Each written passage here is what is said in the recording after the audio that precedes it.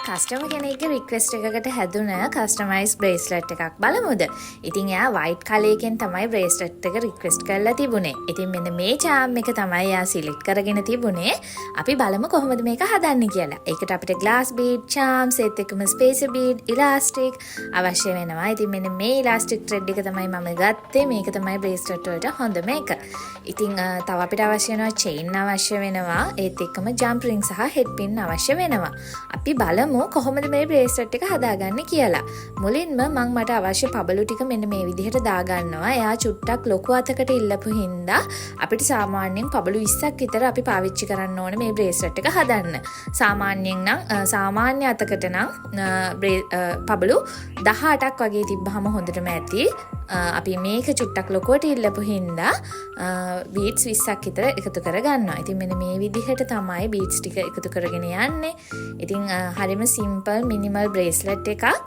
මෙන්න මේ විදිහට අපි මේ බ්‍රේස්ලට් එක හදාගෙන යනවා. ඉතින් ඔයාලට මේ බ්‍රේස්ලට් හදන්න අවශ්‍ය වෙන සියලුම මැටීරියල්ස් අපේ පේජ් එක හරහා මිලදී ගන්න පුළුවන්. අපිට WhatsApp message එකක් දාලා ඔයාලගේ order එක දැන්ම place කරගන්න පුළුවන්. ඉතින් මෙන්න මේ විදිහට අපි හරියම neat එකට මේ බ්‍රේස්ලට් එක හදාගෙන යනවා. ඉතින් ඔයා අලුතින්ම business එකක් පටන් ගන්න ඉන්න කෙනෙක් නම්, ඉගෙන ගන්න කැමති කෙනෙක් නම් අනිවාර්යයෙන්ම page එක follow කරලා තියාගන්න. ඒත් එක්කම ඔයාලට වැඩිදුර jewelries හදන්න ඉගෙන ගන්න කැමති කට්ටියට අපේ classes වලට join වෙන්නත් පුළුවන්.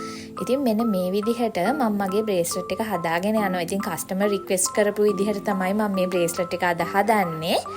මෙන්න මෙහෙම මට අවශ්‍ය ප්‍රමාණයට මම බීඩ්ස් ටික එකතු කර ගන්නවා.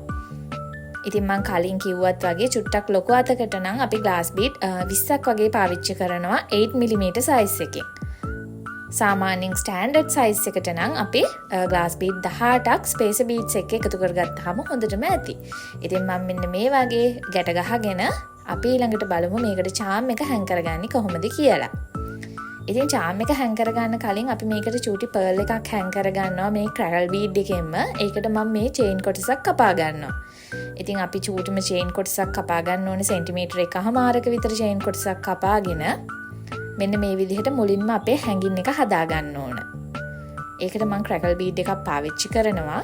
ඊට පස්සේ tool එක අරගෙන මෙන්න මේ විදිහට මට අවශ්‍ය ප්‍රමාණයට කට් කරගෙන මේකට chain කොටස එකතු කර ගන්නවා. ඉතින් මෙන්න මේ වගේ chain එකත් එකතු කරගත්තට පස්සේ අපිට පුළුවන් මේ හැංගින් එකයි charm එකයි දෙකම bracelet එකට hang කරගන්න. ඉතින් හරියම සරල steps කිහිපයකින් අපිට පුළුවන් මේ bracelet එක හදාගන්න. විනාඩි 3-5 අතර කාලෙකින් ඔයාලට මේ bracelet එක හදාගන්න පුළුවන්. ඒ වගේම චූටි material ප්‍රමාණයක් තමයි මේකට යන්නේ.